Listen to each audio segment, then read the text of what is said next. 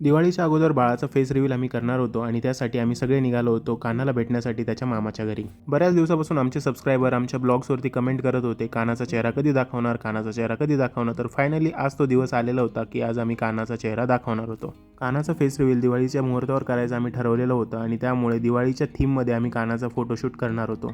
कान्हाला आंघोळ घालताना आपण त्याचा फेस रिव्हील करूया असं आम्ही ठरवलं आणि त्यासाठी आम्ही सगळी तयारी करायला सुरुवात केली. अभ्यंग स्नान ह्या थीममध्ये आम्ही कान्हाचं फेस रिव्हील करणार होतो आणि घरून येताना पायलसाठी आम्ही दिवाळीचं थोडं फराळी आणलं होतं. पायल कान्हाला फीड करत होती तोपर्यंत सुनील काका, श्रुती काकी आणि कान्हाच्या सर्व मामांनी मस्त डेकोरेशन करून ठेवलेलं होतं. कान्हाचं फोटोशूट करणं म्हणजे एक मोठं टास्कच आहे. त्याला आम्ही वरती घेऊन आलो आणि आम्हाला असं वाटलं कान्हा आता शांत झालेला आहे, पण कान्हा वरती आल्या आल्याच रडायला सुरुवात करून दिली.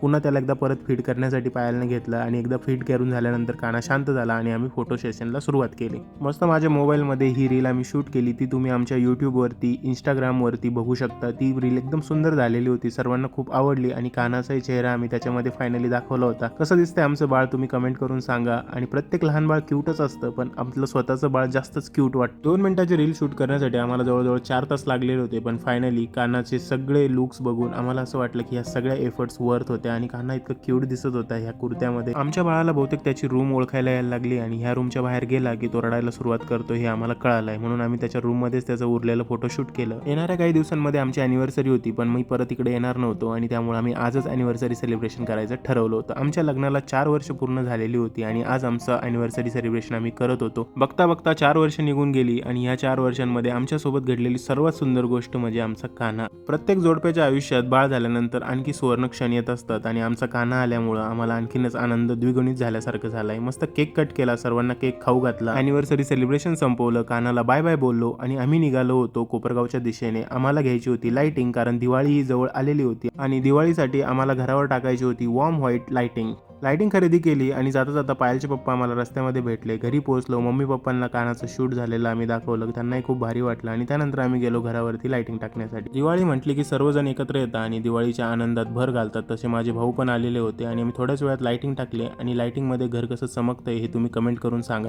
सुनीलच्या लग्नाच्या वेळेस आम्ही अशीच लाइटिंग घरावरती टाकलेली होती आणि त्यात घर इतकं सुंदर दिसतं हे बघून आम्हाला खूप भारी वाटत होतं. भेटूया पुढच्या मिनी ब्लॉगमध्ये, तोपर्यंत लाईक, शेअर, सबस्क्राईब.